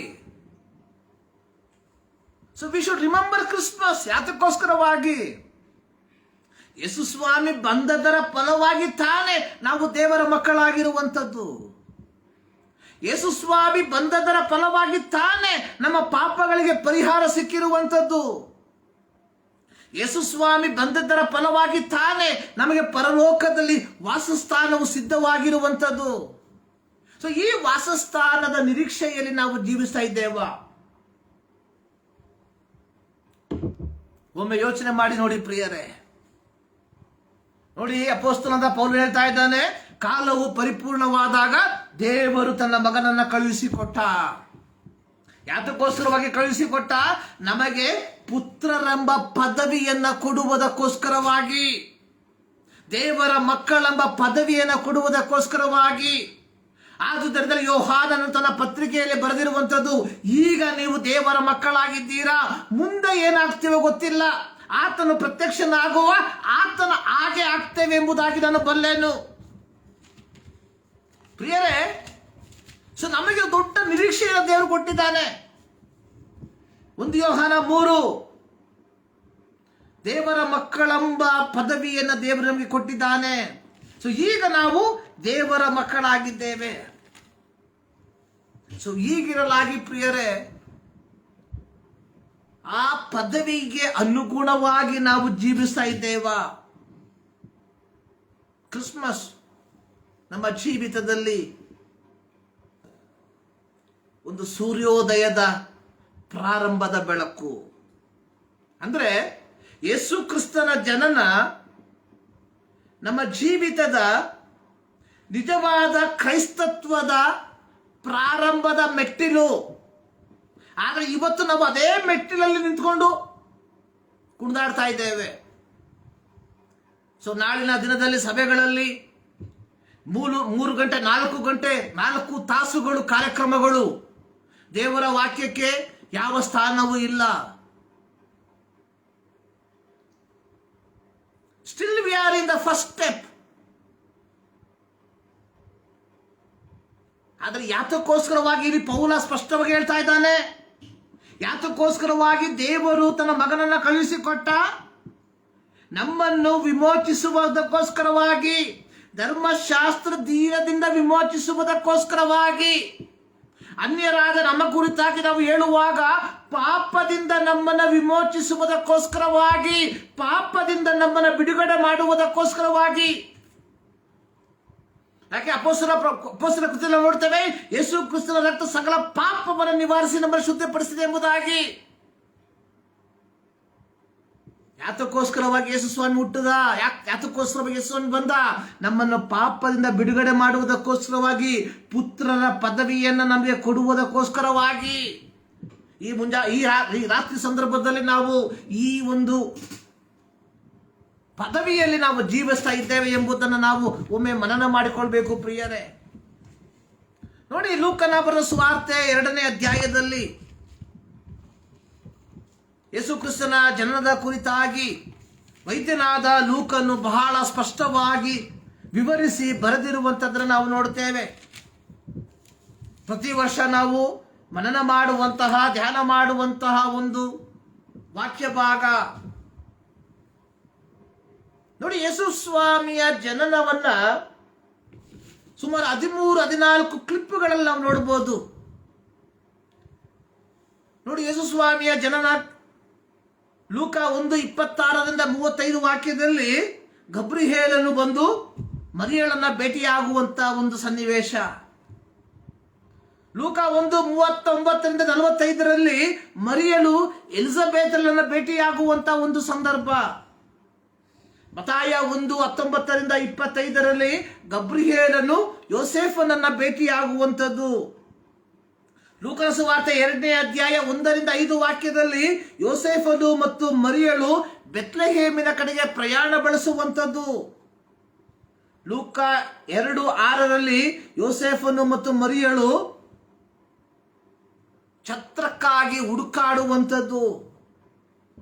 ಲೂಕ 2:7 ಯೇಸು ಸ್ವಾಮಿಯನ್ನ ಗೋತಲಿಯಲ್ಲಿ ಮಲಗಿಸಿರುವಂಥದ್ದು. ಲೂಕ 2:8-12 ಗಬ್ರಿಯೇಲ ದೂತನು ಕುರುಬರೊಂದಿಗೆ ಮಾತನಾಡುವಂಥದ್ದು. ಲೂಕ 2:13-15 ವಾಕ್ಯದಲ್ಲಿ ದೂತರು ಆರಾಧಿಸುವಂಥದ್ದನ್ನ. ಲೂಕ 2:15-16 ವಾಕ್ಯದಲ್ಲಿ ಕುರುಬರು ಗೋದಲಿಗೆ ಹೋಗುವಂಥದ್ದನ್ನ, ಶಿಶುವನ್ನ ನೋಡುವಂಥದ್ದನ್ನ.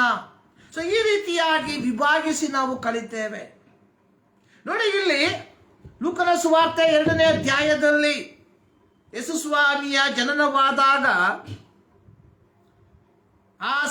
ಆ ಕರ್ತನ ದೂತನು ಕುರುಬರಿಗೆ ಪ್ರತ್ಯಕ್ಷನಾಗಿ ಹೇಳುವಂಥದ್ದು.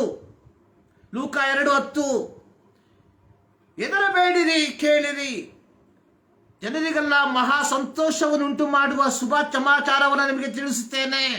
ಅದೇನೆಂದರೆ, ಈ ಹೊತ್ತು ನಿಮಗೋಸ್ಕರ ದಾವೀದನೂರಿನಲ್ಲಿ ಒಬ್ಬ ರಕ್ಷಕನು ಹುಟ್ಟಿದ್ದಾನೆ. ಆತನು ನಮ್ಮ ಕರ್ತನಾಗಿರುವ ಯೇಸು ಕ್ರಿಸ್ತನು. ನೋಡಿ, ಯೇಸು ಕ್ರಿಸ್ತನ ಜನನ ಹಂತವಾಗಿ ನಾವು ಕಲಿಯುವಂತಹ ಸಂದರ್ಭದಲ್ಲಿ ಪ್ರತ್ಯೇಕವಾಗಿ ಮತ್ತಾಯನ ಸುವಾರ್ತೆಯಲ್ಲಿ ನಾವು ನೋಡುವಂಥದ್ದು. ಮತ್ತಾಯನ ಸುವಾರ್ತೆ 1ನೇ ಅಧ್ಯಾಯದಲ್ಲಿ ಗಬ್ರಿಯೇಲ್ ದೇವದೂತನು ಯೋಸೇಫನಿಗೆ ಹೇಳುವಂತಹ ಒಂದು ಮಾತು. ಅಲ್ಲಿ ನಾವು ನೋಡುವಂಥದ್ದು, ಆಕೆ ಒಬ್ಬ ಮಗನನ್ನ ಅಡೆಯುವಳು. ಮತ್ತಾಯ 1:21 ನೀನು ಆತನಿಗೆ ಯೇಸು ಎಂದು ಹೆಸರಿಡಬೇಕು, ಯಾಕೆಂದರೆ ಆತನೇ ತನ್ನ ಜನರನ್ನು ಅವರ ಪಾಪಗಳಿಂದ ಬಿಡಿಸಿ ಕಾಯುವನು. ಯೇಸು ಕ್ರಿಸ್ತನ ಜನನದ ಉದ್ದೇಶ ಜನರನ್ನು ಅವರ ಪಾಪಗಳಿಂದ ಬಿಡಿಸಿ ಕಾಯುವಂಥದ್ದು, ಕಾಪಾಡುವಂಥದ್ದು.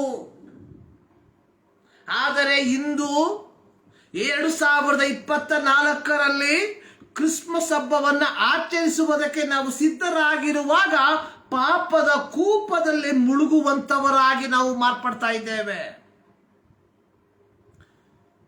ಪ್ರಿಯರೇ, ನಾನು ಪ್ರಾರಂಭದಲ್ಲಿ ಹೇಳಿದೆ, ಕ್ರಿಸ್ತನ ಜನನ ಅನ್ನುವಂಥದ್ದು ಒಂದು ಹೊಸ ಅಧ್ಯಯನದ ಆರಂಭ. ಏನು ಹೊಸ ಅಧ್ಯಯನ? ಪಾಪದ ಕೂಪದಲ್ಲಿ ಬಿದ್ದಿರುವ ನಮಗೆ ನಿರೀಕ್ಷೆಯ ಒಂದು ಮಾರ್ಗಕ್ಕೆ ನಮ್ಮನ್ನು ಬದಲಾಯಿಸುವಂಥದ್ದು.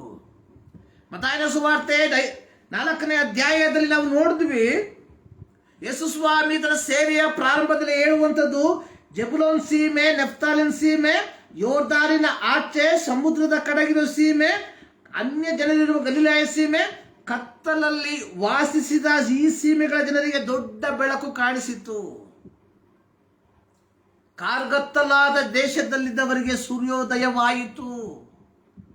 ಅಂದ್ರೆ ಯೇಸು ಸ್ವಾಮಿಯ ಜನನ ಅನ್ನುವಂಥದ್ದು, ನಾನು ಪ್ರಾರಂಭದಲ್ಲಿ ಹೇಳಿದೆ, ಸೂರ್ಯೋದಯಕ್ಕಿಂತ ಮುಂಚೆ ಆಕಾಶದಲ್ಲಿ ಗೋಚರವಾಗುವ ಮೊದಲ ಬೆಳಕು ಮಾತ್ರ ಕ್ರಿಸ್ತನ ಜನನ ಅನ್ನುವಂಥದ್ದು. ಬಾಕಿ ಸೂರ್ಯೋದಯ ಅನ್ನುವಂಥದ್ದು ಬಾಕಿ ಇರುವಂಥದ್ದು. ಪ್ರಿಯರೇ, ನಾವು ಯಾವ ಹಂತದಲ್ಲಿದ್ದೇವೆ? ಪ್ರತಿ ವರ್ಷ ಅದೇ ಹಂತದಲ್ಲಿ, ಯಾವ ಬೆಳವಣಿಗೆ ಇಲ್ಲ. ಆಧ್ಯಾತ್ಮಿಕತೆಯಲ್ಲಿ ಯಾವ ಬೆಳವಣಿಗೆ ನಮ್ಮಲ್ಲಿ ಕಾಣ್ತಾ ಇಲ್ಲ. ಇದೆಲ್ಲ ದೇವರು ನಮ್ಮಿಂದ ಎದುರು ನೋಡುವಂಥದ್ದು. ನಾಳಿನ ದಿನಕ್ಕೆ ನಮ್ಮನ್ನು ನಾವೇ ಸಿದ್ಧಪಡಿಸಿಕೊಂಡಿರುವಾಗ ನಿಮ್ಮ ಕಾರ್ಯಕ್ರಮಗಳು, ನೀವು ಮಾಡುವಂತಹ ಯಾವುದೇ ಕಾರ್ಯಗಳಾಗಿರಬಹುದು, everything is good if it is according to the will of God. ಆಚರಣೆ ಮಾಡಿ, ಕ್ರಿಸ್ಮಸ್ ಅನ್ನು ಆಚರಣೆ ಮಾಡಿ. ಆದರೆ ಮೊದಲು ನಮ್ಮಲ್ಲಿ ಕ್ರಿಸ್ತನು ಜನಿಸಿರಬೇಕು. ಯೇಸು ಕ್ರಿಸ್ತನ ಜನನ ಕಾರ್ಗತ್ತಲಾದ ಜನರಿಗೆ ದೊಡ್ಡ ಪ್ರಕಾಶವನ್ನು ಕೊಡ್ತು. ನಾವು ಕ್ರಿಸ್ಮಸ್ ಅನ್ನು ಆಚರಣೆ ಮಾಡುವಾಗ ಮೊದಲು ನಮ್ಮಲ್ಲಿರುವಂತಹ ಕಾರ್ಗತ್ತಲು ದೂರ ಹೋಗಿದ್ದೀಯೇ ಎಂಬುದನ್ನು ಒಮ್ಮೆ ಪರೀಕ್ಷೆ ಮಾಡಿಕೊಳ್ಬೇಕು. ಆಧ್ಯಾತ್ಮಿಕವಾದ ಕಾರ್ಗತ್ತಲಿನ ಕತ್ತಲೆಯ ಅನುಭವದಲ್ಲಿ ಇದ್ದು ಲೌಕಿಕವಾಗಿ ಹಬ್ಬವನ್ನ ಆಚರಿಸುವಂಥದ್ದು ದುರದೃಷ್ಟಕರ. ಪ್ರಿಯರೇ, ಈ ರಾತ್ರಿ ಸಂದರ್ಭದಲ್ಲಿ ಒಮ್ಮೆ ಯೋಚನೆ ಮಾಡಿ ನೋಡಿ. ನಾನು ನಾಳಿನ ದಿನಕ್ಕೆ ಯೇಸು ಕ್ರಿಸ್ತನ ಜನನವನ್ನ ಮನನ ಮಾಡುವುದಕ್ಕೆ, ಆಚರಿಸುವುದಕ್ಕೆ ನಾನು ತಯಾರಾಗಿರುವಾಗ ನನ್ನ ಜೀವಿತದಲ್ಲಿ ನಿಜವಾದ ಕ್ರೈಸ್ತತ್ವದ ಬೆಳಕು ಉಂಟೋ? ಇಲ್ಲದೆ ಹೋದರೆ ಪ್ರಿಯರೇ, ಮೊದಲು ನಮ್ಮಲ್ಲಿರುವಂತಹ ಕಾರ್ಗತ್ತಲನ್ನು ನಾವು ಮೊದಲು ನಿವಾರಣೆ ಮಾಡಬೇಕು. ಆ ಕಾರ್ಗತ್ತಲು ನಿವಾರಣೆ ಮಾಡಬೇಕಾದ್ರೆ ನಾವೇನ್ ಮಾಡಬೇಕು? ಕ್ರಿಸ್ತನ ಬೆಳಕು ನಮ್ಮಲ್ಲಿ ಬರಬೇಕು. ಸೂರ್ಯೋದಯಕ್ಕಿಂತ ಮುಂಚಿತವಾಗಿ ಆ ಬೆಳಕು ಬರ್ತದೆ ನೋಡಿ. ಸೂರ್ಯೋದಯಕ್ಕಿಂತ ಮುಂಚಿತ, ಸೂರ್ಯನು ಹುಟ್ಟುವುದಕ್ಕಿಂತ ಮುಂಚಿತವಾಗಿ ಆ ಬರುವಂತಹ ಬೆಳಕು ಏನ್ ಮಾಡ್ತದೆ? ಕತ್ತಲೆಯನ್ನ ಪರಿಪೂರ್ಣವಾಗಿ ನಿವಾರಣೆ ದೂರ ಮಾಡಿಬಿಡ್ತದೆ. ಅದೇ ರೀತಿ ಪ್ರಿಯರೇ, ಯೇಸು ಸ್ವಾಮಿಯ ಜನನ ಪಾಪದ ಕತ್ತಲೆಯನ್ನ ದೂರ ಮಾಡಿದೆ. ಆದರೆ ನಾವು ಮಾಡಬೇಕಾದಂಥದ್ದು ಉಂಟು. ನಾವೇನ್ ಮಾಡಬೇಕು? ಅಪೊಸ್ತಲರ ಕೃತ್ಯ ಅದರ 2ನೇ ಅಧ್ಯಾಯದಲ್ಲಿ ಪಂಚಾಶತಮ ದಿನದಲ್ಲಿ ಪವಿತ್ರಾತ್ಮ ಭರಿತರಾಗಿ ಅಪೊಸ್ತಲರು ದೇವರನ್ನ ಆರಾಧನೆ ಮಾಡಿದ್ರು. ಪೇತ್ರ ಎದ್ದು ನಿಂತು ಪ್ರಸಂಗ ಮಾಡಿದ. ಕೇಳಿದಂತಹ ಪ್ರಸಂಗ ಜನರು ಪೇತ್ರನ ಪ್ರಸಂಗವನ್ನು ಕೇಳಿ ಅವರ ಹೃದಯದಲ್ಲಿ ಏನಾಯ್ತು? ಅಲಗು ನೆಟ್ಟಂತಾಯ್ತು. ಅವ್ರು ಕೇಳ್ತಾ ಇದ್ದಾರೆ. ಅಪೊಸ್ತಲರ ಕೃತ್ಯ 2ನೇ ಅಧ್ಯಾಯ 37ನೇ ವಾಕ್ಯ, ಸಹೋದರರೇ ನಾವೇನ್ ಮಾಡಬೇಕು? ಪೇತ್ರ ಅವರಿಗೆ ನಿಮ್ಮ ಪಾಪಗಳು ಪರಿಹಾರವಾಗುವುದಕ್ಕಾಗಿ ನಿಮ್ಮಲ್ಲಿ ಪ್ರತಿಯೊಬ್ಬರು ದೇವರ ಕಡೆಗೆ ತಿರುಗಿಕೊಂಡು ಯೇಸು ಕ್ರಿಸ್ತನ ಹೆಸರಿನ ಮೇಲೆ ದೀಕ್ಷಾಸ್ನಾನ ಮಾಡಿಸ್ಕೊಳ್ರಿ. ಪ್ರಿಯರೇ, ಬೆಳಕು ಬಂತು. ಇನ್ನು ಮುಂದೆ ನಾವೇನ್ ಮಾಡಬೇಕು? ಸುವಾರ್ತೆ ಕೇಳಿದ್ದೇವೆ, ಅಲ್ಲಿಗೆ ನಿಲ್ಲಬಾರದು, ಮುಂದಕ್ಕೆ ಹೋಗ್ಬೇಕು.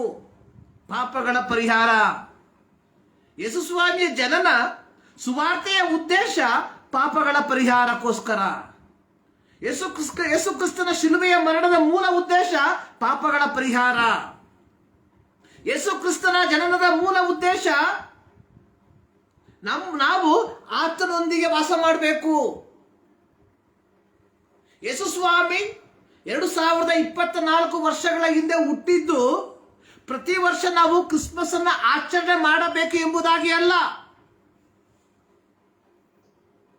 ಬದಲಾಗಿ ಪಾಪ ಪರಿಹಾರವನ್ನು ಹೊಂದ್ಕೊಂಡು ಪವಿತ್ರವಾದ ಜೀವಿತವನ್ನು ಜೀವಿಸಿಕೊಂಡು ಯೋಹಾನ 14:3 ಪ್ರಕಾರವಾಗಿ ಯೇಸು ಸ್ವಾಮಿಯ ಬಯಕೆ ಎನ್ನುವಂಥದ್ದು ನಾವು ಆತನ ಸಂಗಡ ಇರಬೇಕು. ಆತನ ಸಂಗಡ ನಾವು ಇರಬೇಕಾದ್ರೆ ನಾವು ಪವಿತ್ರತೆಯಲ್ಲಿ ಬದುಕಬೇಕು. ಪ್ರಿಯರೇ, ಇದು ಕ್ರಿಸ್ಮಸ್ ಹಬ್ಬದ ಮೊದಲ ಬೆಳಕು. ಇದೇ ಕ್ರಿಸ್ಮಸ್ ಹಬ್ಬದ ಮೊದಲ ಬೆಳಕು. ನಾವು ತಂದೆ ತಾಯಿಗಳಾಗಿದ್ದೇವೆ, ನಮಗೆ ಮಕ್ಕಳಿದ್ದಾರೆ. ಹುಟ್ಟುವಂತ ಮಗು ಹಂಗೆ ಇದ್ರೆ ಹೆಂಗೆ? ವಿ ಆಲ್ವೇಸ್ ಎಕ್ಸ್ಪೆಕ್ಟ್ ನಮ್ಮ ಮಕ್ಕಳು ಬೆಳೀತಾ ಇರಬೇಕು. 1 ವರ್ಷ, 2 ವರ್ಷ, 3 ವರ್ಷ. ಕೆಲವು ಮಕ್ಕಳಿದ್ದಾರೆ 8 ವಯಸ್ಸಾದ್ರೇನು 1 ವಯಸ್ಸು ತನಕ ಆಡ್ತಾ ಇರ್ತಾರೆ.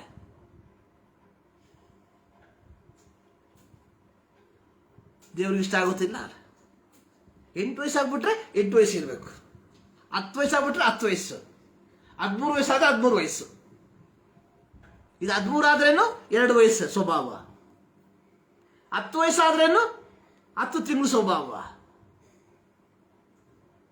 ನಾವು ಕ್ರೈಸ್ತರಾಗಿ 60 ವರ್ಷ ಆಯ್ತು, ಆದ್ರೆ ಇವತ್ತು ನಾವು ಯೇಸು ಕ್ರಿಸ್ತನ ಜನನದಲ್ಲೇ ಇದ್ದೇವೆ, ಮುಂದೆ ಬಂದಿಲ್ಲ. ಕೆಲವರು ಹೇಳ್ತಾರೆ ನಾವು ಕ್ರೈಸ್ತರಾಗಿ 150 ವರ್ಷ ಆಯ್ತು, ಇಲ್ಲ 100 ವರ್ಷ ಆಯ್ತು, ಆದ್ರೆ ಈಗಲೂ ಜನನದಲ್ಲಿದ್ದಾರೆ, ಕ್ರೈಸ್ತತ್ವದ ಜನನದಲ್ಲಿದ್ದಾರೆ, ಬೆಳೆದಿಲ್ಲ. ಆದುದರಿಂದಲೇ ಪೌಲ ಹೇಳಿರುವಂಥದ್ದು, ಈಗಲೂ ನಿಮಗೆ ಬೋಧನೆಯ ಪ್ರಾರಂಭವಾದ ಘಟ್ಟವನ್ನು ಕೊಡಬೇಕು. ಸೊ ನೋಡಿದ್ರೆ ನೀವು ಬೋಧಕರಾಗಬೇಕಾಗಿತ್ತು, ಬಟ್ ಸ್ಟಿಲ್ ಯು ಆರ್ ಇನ್. ಹಾಲು ಕುಡಿಯುವಂತ ವ್ಯಕ್ತಿಗಳು ನೀವು. ಪ್ರಿಯರೇ, ಯೇಸು ಕ್ರಿಸ್ತನು ಈ ಲೋಕಕ್ಕೆ ಬಂದಂಥದ್ದು ನಾವು ಪ್ರತಿ ವರ್ಷ ಕ್ರಿಸ್ಮಸ್ ಅನ್ನ ಆಚರಿಸಬೇಕೆಂಬುದಕ್ಕೋಸ್ಕರವಾಗಿ ಅಲ್ಲ, ಬದಲಾಗಿ ಯೋಹಾನ 14:3 ಜಾನ್ 14:3 ಏನ್ ಹೇಳ್ತಾ ಇದೆ? ನಾನು ಸ್ಥಳವನ್ನು ಸಿದ್ಧ ಮಾಡಿ ಬಂದು ನಿಮ್ಮನ್ನ ಕರ್ಕೊಂಡು ಹೋಗ್ತೇನೆ, ನಾನಿರುವಲ್ಲಿ ನೀವಿರಬೇಕು. ಆ ಒಂದು ಮೆಚುರಿಟಿಗೆ ನಾವು ಬೆಳಿಬೇಕು ಪ್ರಿಯರೇ. We should grow to that maturity. ಯೇಸು ಕ್ರಿಸ್ತನ Christmas it is only a beginning of the light. Beginning ಅಷ್ಟೇ ಇದು, ಕ್ರೈಸ್ತತ್ವದ ಪ್ರಾರಂಭ. ಅಲ್ಲಿಂದ ನಾವು ಬೆಳೆದು ನಾವು ಮುಂದಕ್ಕೆ ಹೋಗ್ಬೇಕು. ಈ ರಾತ್ರಿ ಸಂದರ್ಭದಲ್ಲಿ ದೇವರ ಸನ್ನಿಧಾನದಲ್ಲಿ ನಾವು ಆಗಿರುವಾಗ let us examine our life. 2023ರಲ್ಲಿ ಕ್ರಿಸ್ಮಸ್ ಅನ್ನು ಆಚರಣೆ ಮಾಡಿದ್ದೇವೆ, 2022ರಲ್ಲಿ ಆಚರಣೆ ಮಾಡಿದ್ದೇವೆ, 2024ರಲ್ಲಿ ಆಚರಣೆ ಮಾಡ್ತಾ ಇದ್ದೇವೆ. 23ರಲ್ಲಿ ಆಚರಣೆ ಮಾಡಿದ ನಂತರ 24ಕ್ಕೆ ಆಚರಣೆ ಮಾಡುವುದಕ್ಕೆ ನಾವು ಬಂದಿರುವಾಗ ಎಷ್ಟರ ಮಟ್ಟಿಗೆ ನಾವು ಆಧ್ಯಾತ್ಮಿಕವಾಗಿ ಬೆಳವಣಿಗೆ ಹೊಂದಿದ್ದೇವೆ? Still in the same stage. ಹುಟ್ಟಿದಂತಹ ಕ್ರಿಸ್ತನನ್ನ ಅಂಗೀಕಾರ ಮಾಡಿದಂತಹ ಸಂದರ್ಭದಲ್ಲಿ ಯಾವ ಹಂತದಲ್ಲಿ ನಾವು ಕ್ರಿಸ್ತನಲ್ಲಿ ಬೆಳೆದಿದ್ದೇವೋ ಅದೇ ಹಂತದಲ್ಲಿ ನಾವು ಈಗಲೂ ಇರುವುದಾದರೆ ಪ್ರಿಯರೇ, ಇಟ್ ಇಸ್ ವೆರಿ ಸಾರಿ. ಕ್ರಿಸ್ತನು ಬಯಸುವಂಥದ್ದು ವಿ ಶುಡ್ ಗ್ರೋ. ಕ್ರಿಸ್ತನ ಜನನದ ಉದ್ದೇಶ ನಾನು ಹೇಳ್ದಲ್ಲ, ನಾಟ್ ಟು ಸೆಲೆಬ್ರೇಟ್. ಯೇಸು ಹುಟ್ಟಿದ್ದು ನಾವು ಕ್ರಿಸ್ತನ ಜನನವನ್ನ ಆಚರಿಸಬೇಕೆಂಬುದಕ್ಕೋಸ್ಕರವಾಗಿ ಅಲ್ಲ. ಆತನ ರಕ್ತದ ಮೂಲಕವಾಗಿ ಪಾಪ ಕ್ಷಮಾಪಣೆಯನ್ನು ಪಡೆದುಕೊಂಡು ಪವಿತ್ರವಾದ ಜೀವಿತವನ್ನು ಜೀವಿಸಿ ಆತನ ಎರಡನೇ ಬರೋಣದಲ್ಲಿ ಆತನೊಂದಿಗೆ ಕಾಣಲ್ಪಡಬೇಕು. Two things is sure. ಎರಡು ವಿಚಾರ ಯಾವಾಗಲೂ ಶತಸಿದ್ಧ. ಒಂದು ನಮ್ಮ ಮರಣ, ಎರಡು ಕರ್ತನ ಬರೋಣ. ಐದರ್ ನಾವು ಸಾಯ್ತೇವೆ, ಇಲ್ಲ ಯೇಸು ಸ್ವಾಮಿ ಬರ್ತಾನೆ. ನಾವು ಸತ್ರೆ ಆತನ ಸಂಗಡ ಇರಬೇಕು, ನಾವು ಆತನ ಬರೋಣ ಆಗಿದ್ರೆ ಆತನ ಸಂಗಡ ಇರಬೇಕು. ಅದಕ್ಕೋಸ್ಕರವಾಗಿ this is the main reason of Christmas. ಇದೇ ಕ್ರಿಸ್ಮಸ್ನ ಮೂಲ ಉದ್ದೇಶ. ಆತನ ಸಂಗಡ ಇರಬೇಕು. ಆ ಬೆಳವಣಿಗೆಯಲ್ಲಿ ನಾವು ಜೀವಿಸುವಂತವರಾಗಿರುವ ಈ ರಾತ್ರಿ ಸರ್ವಶಕ್ತನಾದ ದೇವರು ನಿಮ್ಮೆಲ್ಲರನ್ನ ಧಾರಾಳವಾಗಿ ಆಶೀರ್ವದಿಸಲಿ. ಒಂದು ಹಾಡನ್ನ ಹಾಡಿ ಈ ಒಂದು ಪ್ರಾರ್ಥನೆಯನ್ನು ನಾವು ಮುಕ್ತಾಯಗೊಳಿಸುವ. ಸೈಲೆಂಟ್ ನೈಟ್, ಹೋಲಿ ನೈಟ್. ಈ ಒಂದು ಹಾಡಿನ ಚರಣಗಳನ್ನು ನಾವು ಆಡುವಂತವರಾಗಿರುವ. Silent night, holy night, all is calm, all is bright, round your Virgin Mother and Child, holy infant, so tender and mild, sleep in heavenly peace, sleep in heavenly peace. Silent night, holy night, wondrous hour, lend the light, with the angels let us sing. Hallelujah to our King. Christ the Savior is born. Christ the Savior is born. Bethlehemil, Pulkudiyil, Manupiyum, Patiravil, Manavar Pavangal Neenuvanai, Kanyada Piridat Ponmalanai, Rakshakan Jathanai, Madhanai Puldodudil. ಮಂಗಳ ಶ್ರೀ ರಾತ್ರಿಯಲ್ಲಿ Bethlehem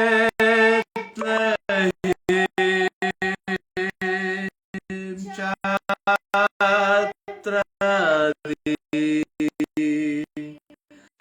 ವಾರಕಾನ್ಯೆಯಿಂದ ಜನಿಸಿದ ದೇವಪುತ್ರನಂ ವಂದಿಸು. ವಂದನೆ ರಕ್ಷಕನೇ, ವಂದನೆ ರಕ್ಷಕನೇ. ಪ್ರಾರ್ಥನೆ ಮಾಡುವ. ನಮ್ಮನ್ನು ಬಹಳವಾಗಿ ಪ್ರೀತಿ ಮಾಡುವ ನಮ್ಮ ಪ್ರೀತಿಯ ತಂದೆಯಾದ ದೇವರೇ, ಮತ್ತು ದಾವರ್ತಿ ನಿಮ್ಮ ಸನ್ನಿಧಾನಕ್ಕೆ ನಾವು ಸೇರಿ ಬರ್ತಾ ಇದ್ದೇವೆ. ಕರ್ತನೆ, ಇಡೀ ಪ್ರಪಂಚ ನಿನ್ನ ಜನನವನ್ನು ಕರ್ತನೆ ಮತ್ತು ದಾವರ್ತಿ ಮನನ ಮಾಡಿಕೊಂಡು ಆಚರಿಸುತ್ತಿರುವಾಗ ಯಥಾರ್ಥವಾದಂತಹ ಜನನವನ್ನು, ಕ್ರೈಸ್ತ ಜನನವನ್ನು, ನಿನ್ನ ಜನನವನ್ನು ಅರ್ಥ ಮಾಡಿಕೊಂಡು ಅದಕ್ಕನುಗುಣವಾಗಿ ತಮ್ಮ ಜೀವಿತವನ್ನು ಕ್ರಮಪಡಿಸಿಕೊಂಡು ಜೀವಿಸುವಂತೆ ನಮ್ಮೆಲ್ಲರ ಜೀವಿತದಲ್ಲಿ ನೀನು ಕೃಪೆ ಮಾಡೆಂಬುದಾಗಿ ನಾವು ಪ್ರಾರ್ಥಿಸ್ತಾ ಇದ್ದೇವೆ.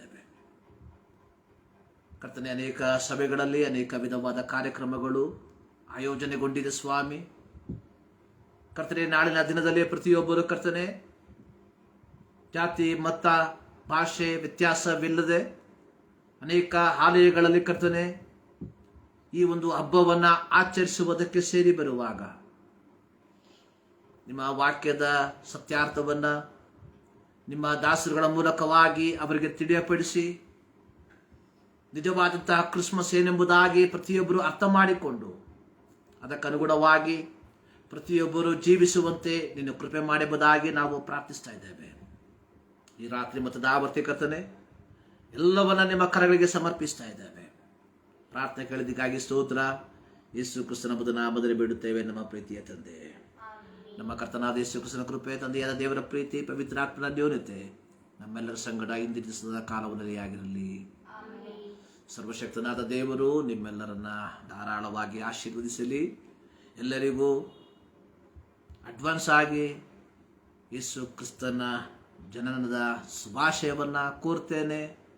ಸರ್ವಶಕ್ತನಾದ ದೇವರು ನಿಮ್ಮೆಲ್ಲರ ಕೂಡ ಇದ್ದು ನಿಮ್ಮ ಮೂಲಕವಾಗಿ ಕ್ರಿಸ್ತನ ಪ್ರೀತಿ ಪ್ರತಿಯೊಬ್ಬರು ಗ್ರಹಿಸುವ ರೀತಿಯಲ್ಲಿ